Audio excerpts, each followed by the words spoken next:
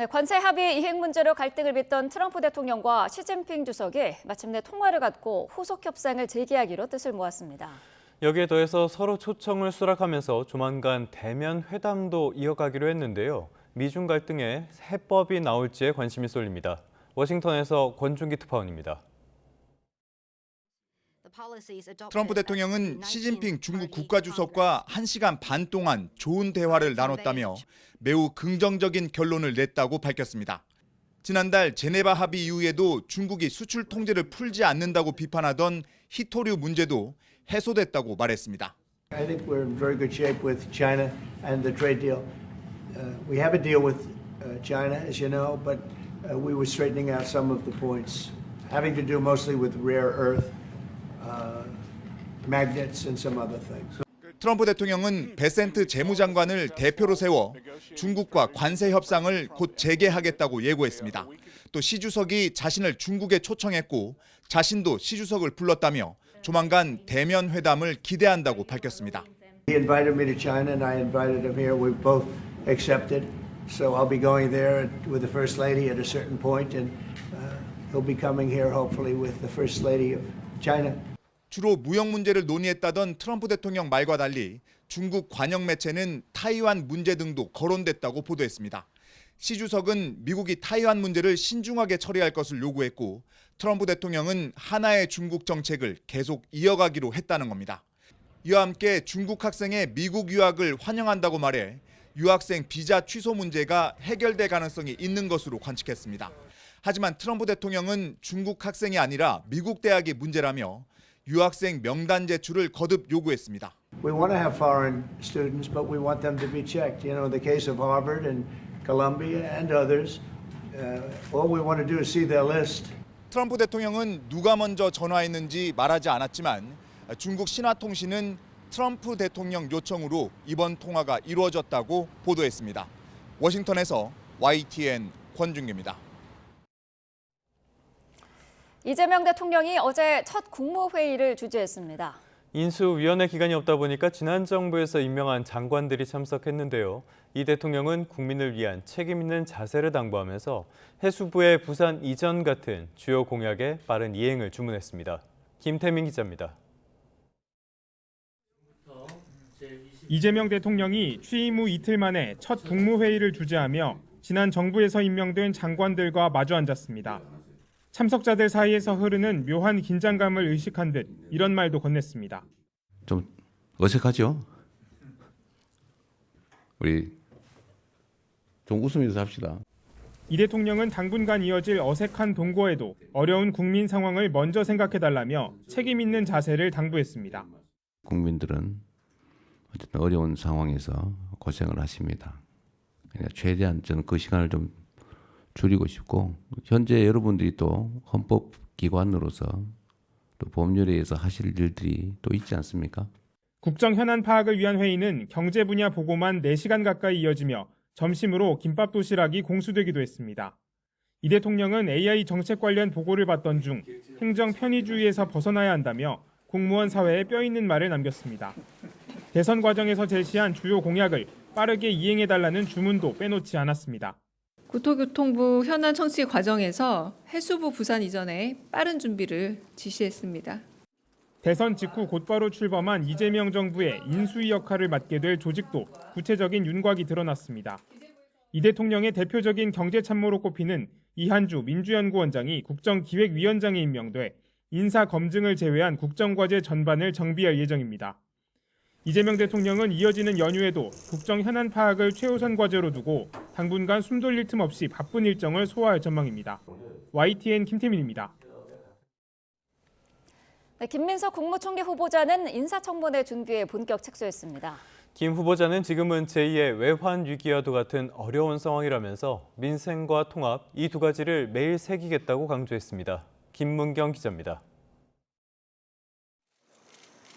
김민석 총리 후보자는 인사청문회 준비를 위한 첫 출근길에서 지금은 제2의 IMF와 같은 어려운 상황이라고 진단했습니다. 그러면서 민생과 통합을 제시했습니다. 제2의 IMF 같은 그런 어려운 상황이기 때문에 민생과 통합 두 가지를 매일매일 새기겠습니다. 이를 위해 인사청문회 준비 기간이더라도 이에 대한 방법을 모색해 나가겠다고 강조했습니다. 이 민생의 위기를 어떻게 극복할 것인가에 대한 국민 여러분과 사회 각계의 말씀을 최대한도로 청해서 듣는 방법을 찾겠습니다. 대통령과 총리의 역할에 대해선 헌법과 법률에 따라서 하는 것이라며 이재명 대통령의 국정 방향에 대해 100%, 200% 마음을 같이 하는 만큼 전력 투구하겠다고 말했습니다. 김민석 후보자에 대한 인사청문 요청서는 다음 주 초 국회로 제출될 걸로 알려졌습니다. 총리 후보자에 대한 청문회 기간은 최대 사흘입니다. 이후 국회 제적위원 과반 출석에 출석위원 과반의 표를 얻어야 인준이 확정되는데 민주당이 과반을 차지하고 있어 변수가 없는 한 임명 동의는 문제가 없을 거라는 전망이 나옵니다. 다만 각 부처를 총괄하는 장관 후보자는 총리의 제청이 필요한데 국회 절차를 기다릴지 관심입니다. 국회 피월 전 장관 후보자를 확정한다면 제청 절차는 현재의 이주호 총리 대행이 역할을 맡을 수도 있습니다. 지난 1990년 김대중 전 대통령의 발탁으로 정계에 입문한 김 후보자는 지난 2022년 대선에선 이 대통령의 선거대책위 전략기획본부장 등을 지냈고 이번 대선에선 상임 선대위원장을 맡았습니다. YTN 김문경입니다. 집권 여당이 된 더불어민주당은 대선 전부터 예고한 대로 이른바 3대 특검법을 통과시켰습니다. 국민의힘은 혈세 낭비 그리고 형평에 어긋나는 일이라면서 반발했는데요. 그래도 이재명 대통령은 곧바로 법안을 공포할 것으로 보입니다. 김다연 기자입니다. 이재명 정부가 출범하고 처음으로 국회를 통과한 주요 법안은 이른바 3대 특검법입니다. 민주당이 대선 전부터 처리를 예고한 내란 특검법과 김건희 여사 특검법, 순직 해병 특검법으로 거대 여당 주도로 무난하게 국회 문턱을 넘었습니다. 가결되었음을 선포합니다. 내란 특검법은 윤석열 전 대통령의 12.3 비상계엄 선포를 둘러싼 범죄 의혹 11가지가 수사 대상입니다. 애초 원안은 파견 검사를 40명까지 임명할 수 있게 했지만 민주당은 본회의에서 60명까지 임명할 수 있도록 수정안을 내 처리했습니다. 수정안은 원안과 대비해 내란 및 그 은폐, 방조 혐의에 대해 철저하고 신속한 수사를 위해 수사 인력을 증원했습니다. 김건희 여사 특검법은 도이치모터스 주가 조작 의혹과 명품 가방 수수 의혹 등 모두 16개 수사 대상을 적시하고 있습니다. 순직 해병 특검법은 지난 2023년 7월 발생한 해병대원 순직 사건 수사 외압과 은폐 의혹 전반을 특검 수사 대상으로 정하고 있습니다. 앞서 내란 특검법은 2차례, 김건희 여사 특검법은 4차례, 순직 해병 특검법은 3차례 국회를 통과했다가 윤석열 정부의 제의 요구, 즉 거부권 행사로 폐기됐습니다. 국민의힘은 특검 법안들이 이재명 정부의 첫 약속인 통합과 거리가 멀 뿐만 아니라 혈세 낭비이고 이 대통령의 방탄 법안과 균형이 맞지 않는다고 반발했습니다. 이재명 대통령은 하던 재판도 멈추고 다른 사람들은 검찰, 경찰, 공수처, 특검 수사까지 연속으로 받으라는 것은 형평에 어긋납니다. 국민의힘 반발에도 불구하고 이재명 대통령이 취임한 만큼 3대 특검법은 그대로 공포되리란 전망입니다. 특검법 공포 뒤엔 특검 후보자 추천과 임명 등 특검 수사 준비 절차가 진행될 것으로 보입니다. YTN 김다현입니다. 네, 이렇게 민주당이 입법 속도전에 나섰지만 소수 야당으로 밀려난 국민의힘은 별다른 힘을 쓸 수가 없는 상황입니다. 여기에 이번에 통과된 3대 특검법을 두고는 당내 의견이 엇갈리면서 내홍이 다시 발화할 조짐마저 엿보이고 있습니다. 박정현 기자입니다.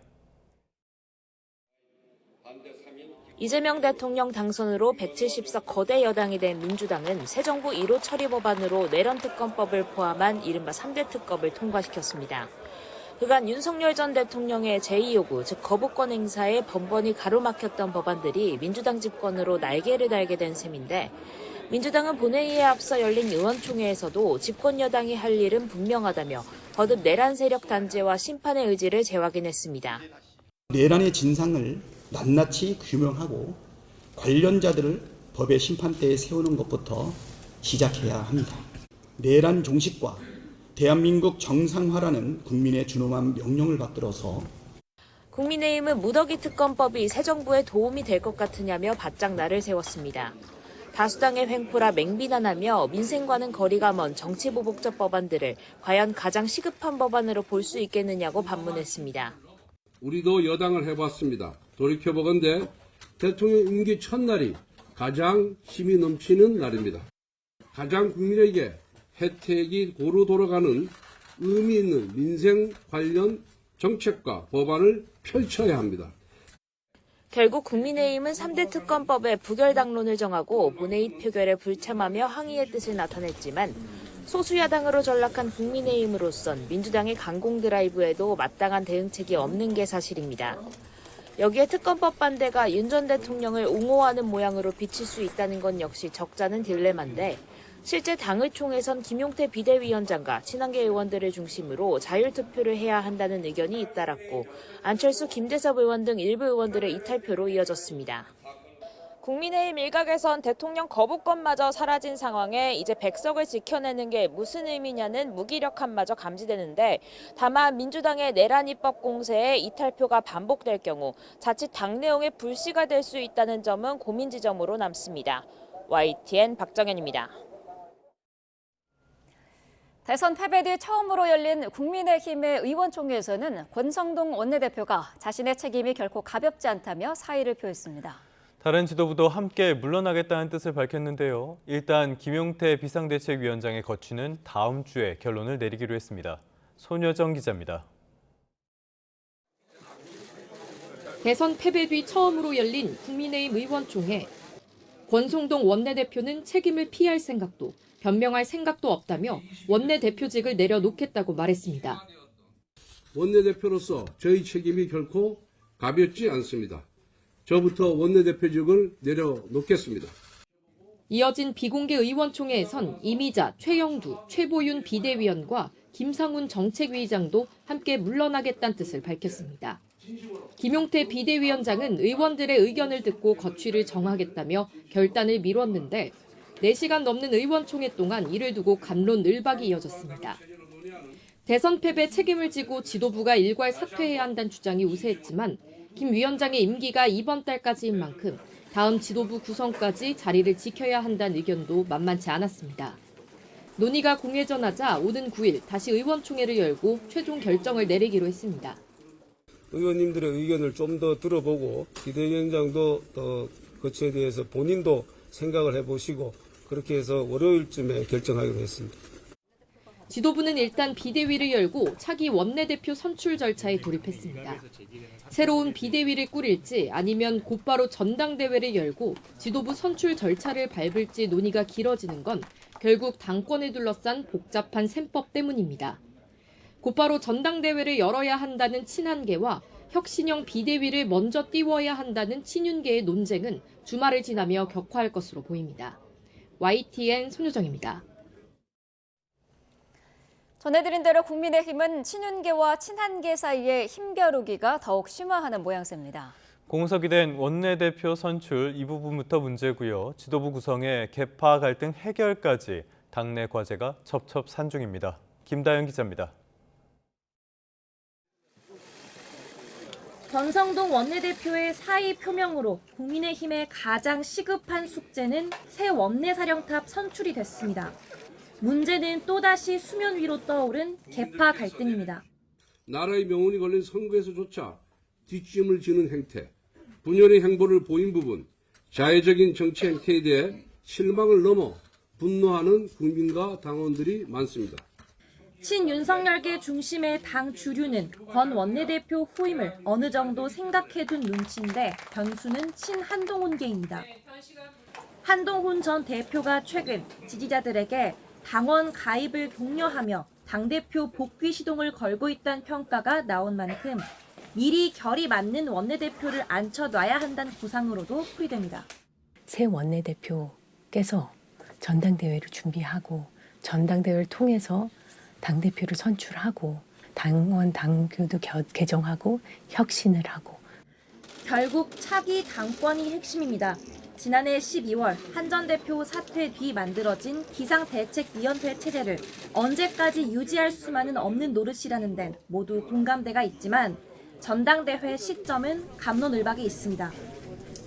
우선 오는 30일까지인 비대위 임기를 조금 더 연장해서 수습과 정비 시간을 갖잔 쪽이 있는데 대선을 막 마친 상황에서 또 큰 선거를 치르기엔 체력적 소모가 크다는 현실론입니다. 바로 새 원내대표를 뽑아서 전당대회까지 가자는 속도전은 주로 친한계에서 제기됩니다. 여기에 민주당이 여당으로 복귀하자마자 1호 법안으로 윤석열 전 대통령 부부를 겨냥한 특검을 통과시키는 등 초장부터 기선 제압에 나선 만큼 민주당과의 관계 설정도 난제입니다. 당 내홍은 대선 결과 책임론이란 명분을 쓴 하지만 실제로는 당권 싸움, 더 나아가 계파 갈등에 지나지 않는다는 비판입니다. 선거 운동 기간 가까스로 만들어 놓은 통합 행보가 보여주기식에 불과했다는 지적도 피하기 어려워 보입니다. YTN 김다연입니다. 국가 최고 경호기관인 대통령 경호처가 이재명 정부 출범과 함께 시험대에 올랐습니다. 불법 계엄과 탄핵 국면을 거치면서 해체론까지 불거졌죠. 환골탈태 수준의 대대적인 개편이 예고된 셈입니다. 부정원 기자입니다. 새 대통령 취임 첫날인 지난 4일, 취임 선서식장에서 경호처와 경찰 경호원 사이에 실랑이가 펼쳐졌습니다. 밀치고 잡아당기며 자리 싸움을 벌이는 모습이 방송 카메라에 고스란히 잡혔습니다. 대통령 최근접 경호를 두고 벌어진 어처구니 없는 주도권 다툼은 단순한 해프닝을 넘어 위기에 몰린 경호처의 처지를 보여주는 상징적 장면으로 평가됐습니다. 경호처는 지난 1963년 창립된 이후 60여 년간 국가 최고 경호기관으로 자리해왔습니다.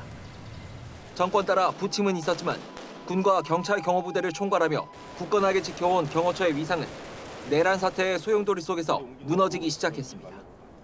윤석열 전 대통령 체포 저지에 앞장서며 사병 집단으로 전락했다는 오명을 뒤집어썼고 경호처 업무를 경찰로 이관하는 이른바 경호처 해체법마저 발의되며 조직 폐지를 걱정해야 할 처지에 몰렸습니다. 이재명 대통령 당선으로 위기는 정점으로 치달았습니다. 이 대통령은 후보 시절 경호처를 축소하고 통제는 강화하겠다고 공약했는데 당선되자마자 곧바로 경고장을 날렸습니다. 경호처에 내란 동조 세력이 남아있을 수 있는 만큼 인사검증이 필요하다는 취지로 당분간 경찰 경호대가 대신 자신을 근접 경호하게 한 겁니다. 경호처에 대한 불신을 여실히 드러낸 것으로 이에 그치지 않고 이 대통령은 경호처 수뇌부를 전부 외부 인사로 물갈이했습니다.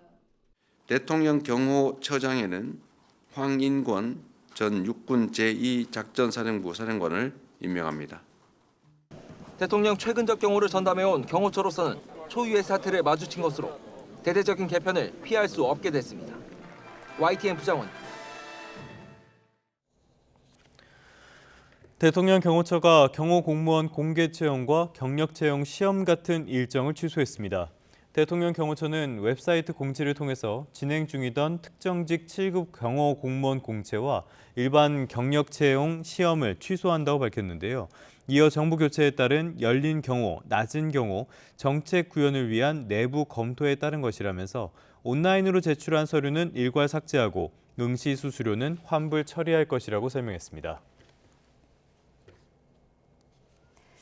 이재명 대통령은 취임사에서 새 정부의 외교 노선으로 실용 외교를 강조했죠. 네, 이렇게 실용 외교를 강조하고 있는데 지금 우리 상황은 당장 미중 갈등 사이에 낀 형국입니다. 그렇기 때문에 우리 외교가 어떤 식으로 이 실용 외교를 구체화할지에 관심이 쏠립니다. 홍선기 기자입니다. 미국 백악관은 이재명 대통령 당선에 대한 입장을 내면서 돌연 중국 얘기를 꺼냈습니다. 한미동맹은 철통 같다는 입장을 재확인하면서 전 세계 민주주의 국가에 대한 중국의 개입과 영향력 행사를 우려한다고 말한 겁니다. 취임 축하 메시지로는 부적절하다는 지적 속에 백악관이 한국 새 정부에 견제구를 던졌다는 평가가 나왔습니다. 동맹국인 미국이 중국과 갈등을 빚고 있다는 점을 분명히 하고 중국에도 경고를 보냈다는 해석입니다. 중국은 즉각 외교부 대변인이 나서서 한중 관계를 이간질하지 말라며 불쾌감을 드러냈습니다. 奉劝美方改改以自身的所作所为意向尽向中国的老毛病，停止挑拨中韩关系。 한국의 새 대통령 취임을 계기로 미국과 중국이 갈등 관계를 그대로 드러낸 건데 이재명 정부가 맞닥뜨린 외교 과제의 단면이기도 합니다. 미중 갈등이 첨예한 상황에서 그 사이에 낀 우리 정부가 어떤 외교를 펼쳐야 할지가 당장 과제로 떠오른 겁니다. 이재명 대통령은 새 정부의 외교 노선으로 실용 외교를 화두로 던진 상태입니다. 굳건한 한미 동맹을 토대로 한미일 협력을 다지고 주변 국가의 관계도 국익과 실용의 관점에서 접근하겠습니다. 전통적인 관계에만 얽매이지 않고 국익을 우선하는 외교를 한다는 뜻으로 읽히지만 아직은 밑그림 수준입니다. 결국 외교 안보 라인의 인선이 마무리되고 본격적인 정상회담에 나설 때쯤 새 정부의 실용 외교도 그 윤곽을 구체화할 것으로 보입니다. YTN 홍성기입니다. 쌍방울그룹의 불법 대북 송금에 관여하고 수억 원의 뇌물을 받은 혐의로 재판에 넘겨진 이화영 전 경기도 평화부지사에게 실형이 확정됐습니다. 사건 발생 당시 경기지사였던 이재명 대통령도 별도로 재판에 넘겨진 상태인데요. 권준수 기자가 보도합니다. 쌍방울그룹의 800만 달러 불법 대북 송금에 관여한 혐의 등으로 기소된 이화영 전 경기도 평화부지사에게 징역 7년 8개월이 확정됐습니다. 이 전 부지사는 김성태 전 쌍방울 회장에게 북한으로 대신 돈을 보내도록 하고 쌍방울 그룹으로부터 법인카드와 차량 등을 제공받아온 혐의를 받습니다. 앞서 1심과 2심 법원은 이 전 부지사의 요청이 없었다면 김 전 회장이 북한 인사를 접촉하지도 않았을 것이고 대북 사업을 결정하지 않았을 거라며 이 전 부지사의 주도로 북한에 돈이 흘러간 거로 봤는데 대법원 판단도 다르지 않았습니다. 대법원은 원심에서 법리 오해 등의 잘못이 없다고 보며 벌금 2억 5천만 원과 추징금 3억 2,500여만 원도 그대로 유지했습니다. 당시 도지사였던 이재명 대통령은 이 전 부지사로부터 쌍방울을 통한 대북 송금을 보고받고 승인한 혐의로 별도로 재판에 넘겨진 상태입니다. 다음 달 22일 수원지방법원에서 1차 공판 준비 기일이 예정돼 있는데 재판부가 대통령의 형사 불소추 특권을 규정한 헌법 84조를 적용할 경우 재판은 중단될 가능성이 남아 있습니다. YTN 권준수입니다. 네, 더불어민주당이 이른바 3대 특검법을 통과시켰죠. 검찰은 이들 특검이 본격 출범하기 전까지 진행 중인 주요 사건 수사를 이어갈 방침입니다.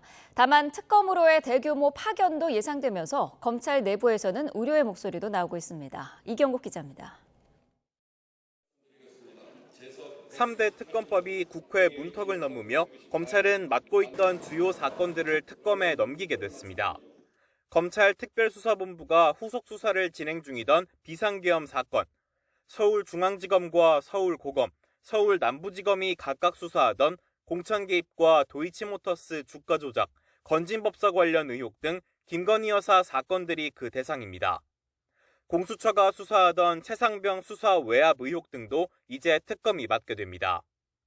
일단 검찰은 특검이 출범해 사건 이첩을 요청하기 전까지 관련 수사나 공소 유지를 이어간다는 방침입니다. 특검이 앞선 수사 내용을 살펴볼 수 있는 만큼 추가 수사나 기록 보완 등 기반을 다지는 데 주력할 거라는 분석도 있습니다.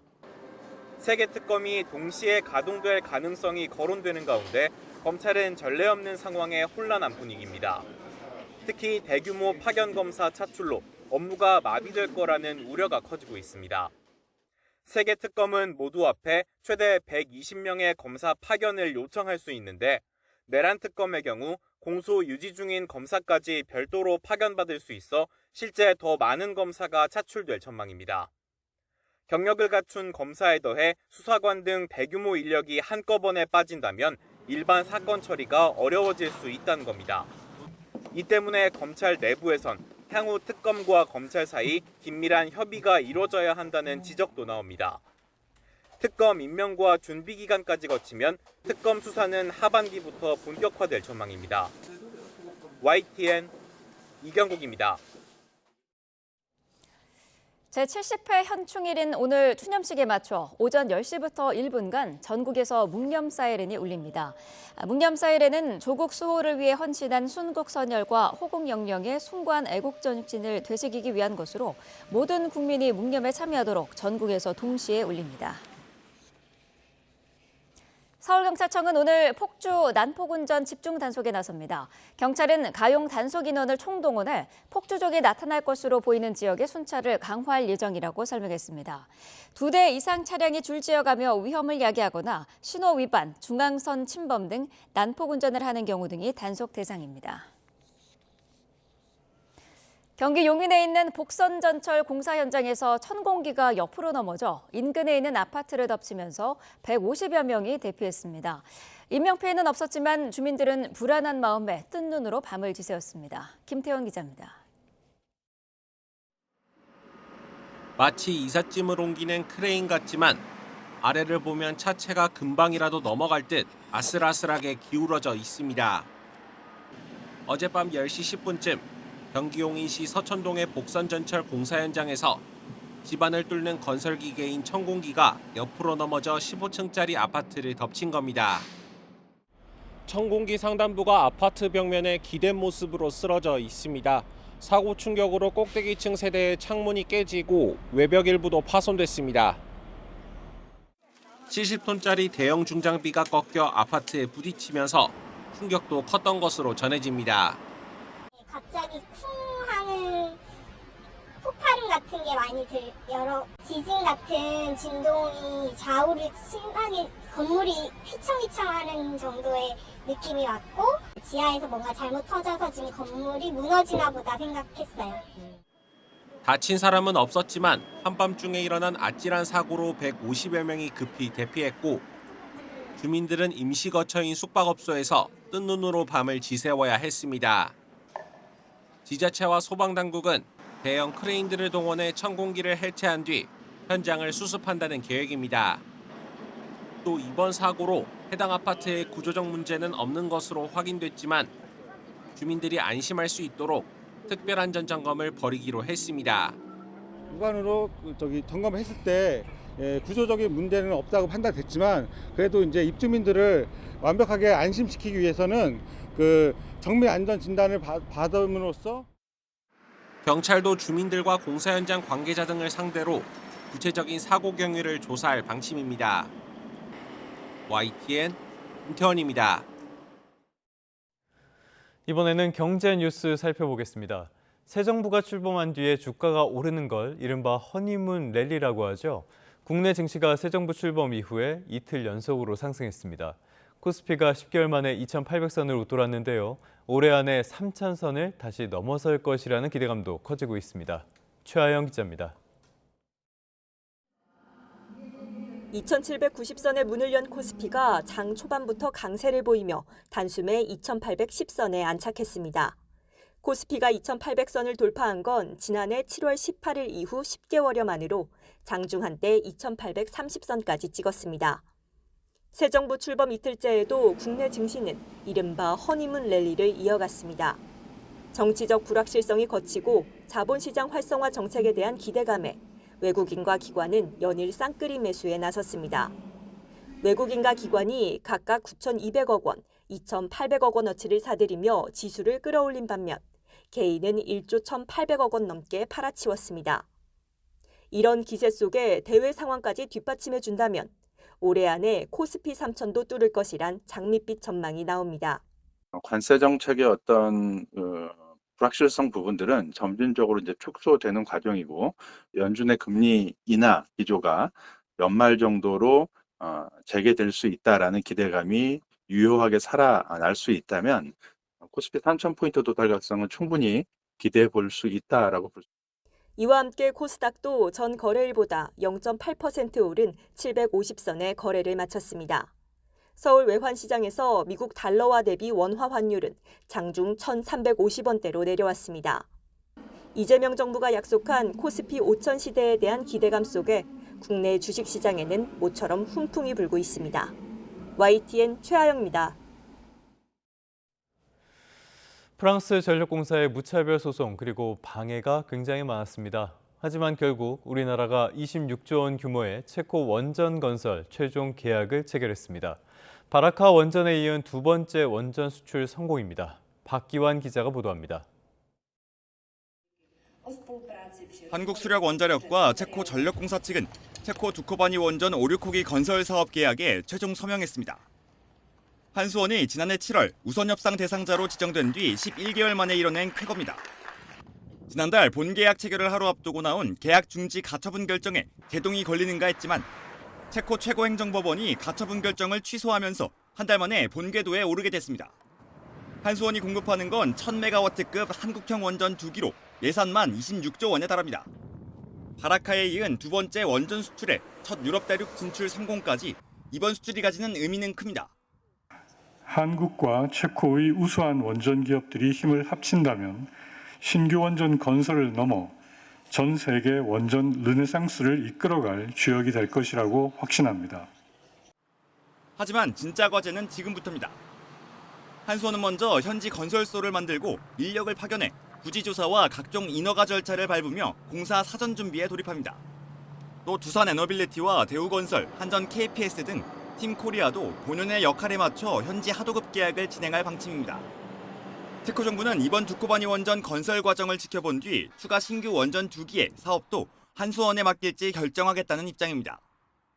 미국을 비롯한 세계 주요국들이 원전 확대 기조를 강화하는 가운데 체코 원전 계약에 성공한 한국이 실제 건설과 운전 과정에서 기술력을 입증해낼 수 있을지 세계가 주목하고 있습니다. YTN 박견입니다. 국제 소식도 살펴보겠습니다. 러시아가 우크라이나에 들어온 기습에 대한 보복 의지를 밝힌 뒤 결국 공습에 나섰습니다. 한 살 아기를 포함해 5명이 숨지고 수십 명이 다쳤습니다. 취임 24시간 안에 전쟁을 끝내겠다고 공언하던 트럼프는 당분간 싸우는 게 나을 수도 있다면서 또 상식에 벗어난 발언을 내놨습니다. 런던에서 조수연 특파원입니다. 한밤중 주택에서 불길이 매섭게 치솟습니다. 소방대원들이 연신 물을 뿌려보지만 쉽사리 잡히지 않습니다. 푸틴 대통령이 우크라이나의 공군기지 공격에 대해 보복을 다짐한 지 하루 만에 러시아군이 드론 공습에 나선 겁니다. І двері заблоковані, повністю були попалилося усе. І ходить ми просто через ці передні окна. 구조대원의 아내와 딸, 1살 된 손자가 집안 화장실에 몸을 피해 있다가 참변을 당했습니다. 젤렌스키 대통령은 개전 후 목숨을 잃은 632번째 어린이라며 러시아를 규탄했습니다. 같은 날 하르키우에서도 러시아의 드론 공습에 18명이 다쳤는데 크렘린궁은 러시아 본토 공습에 대한 추가 공격 가능성도 내비쳤습니다. таким и тогда, как и когда посчитают целесообразным наши военные. 우크라이나가 최근 크림대교의 수중 폭발 공격에 나선 것에 대해서도 푸틴 대통령은 테러 행위로 규정하고 책임을 묻겠다고 다짐했습니다. 트럼프 대통령은 우크라이나 전쟁을 피바다라고 표현하면서 서로 증오하는 어린이들의 싸움에 비유하기도 했습니다. 그러면서 당분간 휴전 협상 중재에서 손을 뗄 수도 있음을 시사했습니다. You try and pull them apart. They don't want to be pulled. Sometimes you're better off letting them fight for a while and then pulling them apart. 양측은 2차 협상 합의에 따라 이번 주말 전쟁 포로를 추가로 교환할 예정이지만 조만간 회담이 재개되기는 쉽지 않은 분위기입니다. 런던에서 YTN 조수연입니다. 이번에는 중동으로도 가보겠습니다. 이스라엘군이 가자지구 병원을 공습해 언론인 4명을 포함해 40여 명이 숨졌습니다. 병원이고 학교도 가리지 않는 이스라엘의 전쟁 범죄, 인종 청소에 국제사회의 비난이 커지고 있는데요. 네타냐후 총리는 반하마스 단체에 총기를 제공했다고 시인하면서 하마스와 협상할 뜻이 없다는 점을 분명히 했습니다. 정유신 기자입니다. 어린 소녀가 쓰러진 오빠를 흔들어 보지만 움직이질 않습니다. 인구 밀집 지역 병원을 겨냥한 공습에 거리는 아비규환으로 변했습니다. 현지 시간 5일 하루에만 40여 명의 팔레스타인 사람들이 숨졌습니다. 사망자 가운데는 현지 언론인 4명도 포함된 것으로 알려졌습니다. 2달 내 하마스 괴멸과 가자 75% 장악을 목표로 내건 이스라엘군은 이미 80%가량 장악한 것으로 알려졌습니다. 지난달 27일 처음 문을 연 구호품 배급소는 몰려든 주민들에게 총격을 가해 100여 명의 사상자가 발생하자 운영을 중단했다가 2곳만 재개했습니다. 가자 장악을 위해 구호를 미끼로 쓰고 있다며 국제사회 비난이 커지고 있습니다. With Gaza, all of the red lines have been crossed. We have a population that has been forcibly starved for the last 80 days. 프랑스를 방문한 브라질 룰라 대통령은 사전 계획된 집단 학살이라며 이스라엘을 맹비난했습니다. 이런 가운데 이스라엘군은 지난 2023년 하마스에 납치됐던 70대 이스라엘인 부부의 시신을 수습했다고 발표했습니다. 네타냐후 총리는 반하마스 세력에 총기를 제공했다는 야당 폭로를 사실상 시인하며 하마스와 휴전할 뜻이 없음을 분명히 했습니다. הפעלנו חמולות בעזה שמתנגדות לחמאס. מה רע בזה? זה רק טוב, רק מציל חיים של חיילי צה"ל.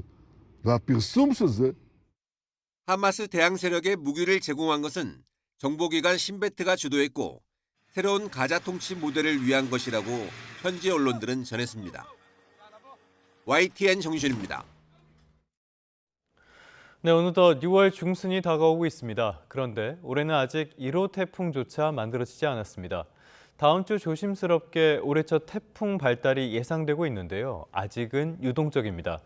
이렇게 늦게까지 태풍이 없는 건 지난 2016년 이후에 9년 만인데 안심해도 되는 걸까요? 정혜윤 기자입니다. 여름철 호우와 강풍을 동반해 큰 피해를 남기곤 하는 태풍. 북서태평양에서부터 발생하는 열대 저기압을 의미하는 태풍은 보통 여름이 시작하는 6월 전부터 발생합니다. 지난 30년 태풍 발생 통계를 보면 1월에서 5월 사이 평균 0.3에서 1개가 발생하고 6월 이후 개수가 늘어납니다. 그중 우리나라에 영향을 주는 태풍은 6월부터 늘어나 7월과 8월 평균 1에서 1.2개가 영향을 주는데 올해는 태풍이 아직 1개도 발생하지 않았습니다. 이 시기까지 태풍이 없는 건 지난 2016년 이후 9년 만입니다. 그렇다고 해서 올여름 태풍 영향이 적거나 없을 것이라고 단정하긴 힘듭니다. 늦은 태풍이 발생했던 지난 2016년 1호 태풍이 7월에야 처음 생겨났지만 9월까지 예년보다 많은 수의 태풍이 쉼없이 동아시아 일대에 몰아쳤습니다. 2016년에는 태풍이 6월까지 태풍이 없다가 7월에 첫 태풍이 발생했습니다.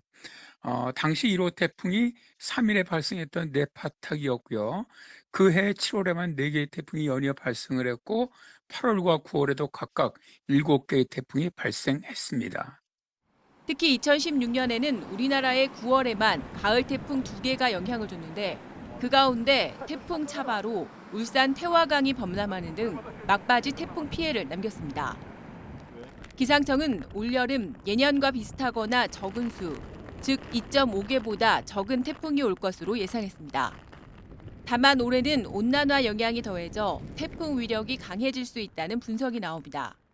온난한 상황에서는 여름철 태풍의 수가 줄고 강도가 강화하는 특징이 있습니다. 올해 엘니뇨와 라니냐가 크게 특징을 보이지 않는다면 특이한 현상이 나타날 때 이것은 온난화 때문일 가능성이 높겠습니다. 올여름 역시 예년보다 뜨거운 바다 탓에 7월 중순부터는 수온이 평년보다 1도 이상 오르는 고수온 현상이 본격화할 것으로 예고됐습니다. 기상청은 강한 태풍과 극한 호우에 대비해 올여름 태풍 강도 체계를 기존 중강, 초강력 3단계에서 5단계 숫자 체계로 바꾸고 호우 긴급 재난 문자도 전국으로 확대했습니다.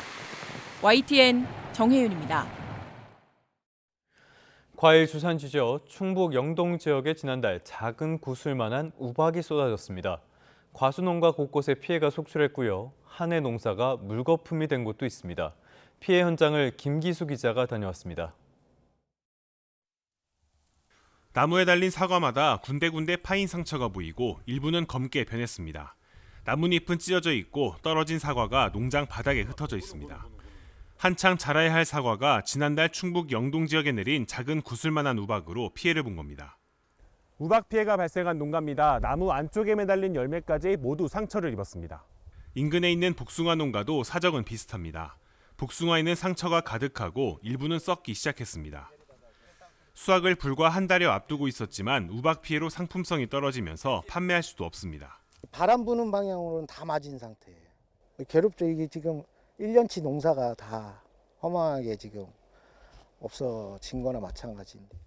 썩은 과일을 방치하면 병충해가 퍼져 내년 농사에도 악영향을 줄 수 있어 농가는 수확을 포기한 채 방제 작업을 이어갈 수밖에 없습니다.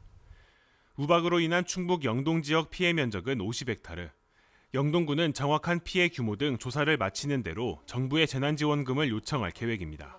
재난 면적이나 이런 걸 확인해서 이제 국비 신청을 지금 하려고 하고 있는 중입니다. 국비를 받으면 저희들이 이제 재난지원금을 농가당 이제 비율이나 이제 재난지수에 따라서 금액이 산정돼서 이제 갑자기 내린 우박에 한 해 농사를 망쳐버린 농민들의 시름이 깊어지고 있습니다. YTN 김기수입니다. 2년 만에 두 번째로 달 착륙을 시도했던 일본 기업의 무인 달 착륙선이 착륙 시도 중에 교신이 끊겼다고 외신들이 일제히 보도했습니다. 일본 기업 아이스페이스는 착륙선 리질리언스가 두 번째 달 착륙을 시도하던 가운데 우주선이 달 표면에 근접하면서 교신이 끊겼다고 밝혔습니다. 리질리언스는 오늘 새벽 3시 이후에 서서히 하강해 오전 4시 17분쯤 달의 북반구 얼음의 바다에 착륙할 예정이었습니다.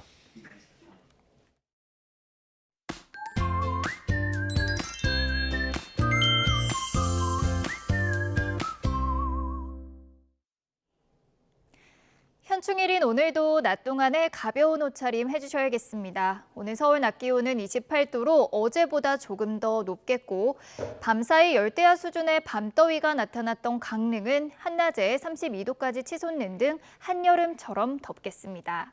오늘 하늘에는 구름만 가끔 지나겠고 낮 동안 자외선과 오존이 무척 강하겠습니다.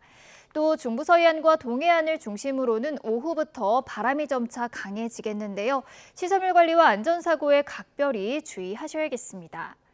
오늘 낮 기온은 아침보다 10도 이상 올라서 일교차가 크게 벌어지겠습니다. 서울이 28도, 대전과 대구는 29도, 강릉은 32도까지 치솟겠습니다. 주말과 휴일에도 더운 날씨가 이어지겠고요. 내일 경기 북서부에는 낮 한때, 또 제주도에는 밤부터 비가 내릴 전망입니다. 지금까지 날씨 정보였습니다. 현충일 뉴스타트 마칩니다. 시청해주신 여러분 고맙습니다.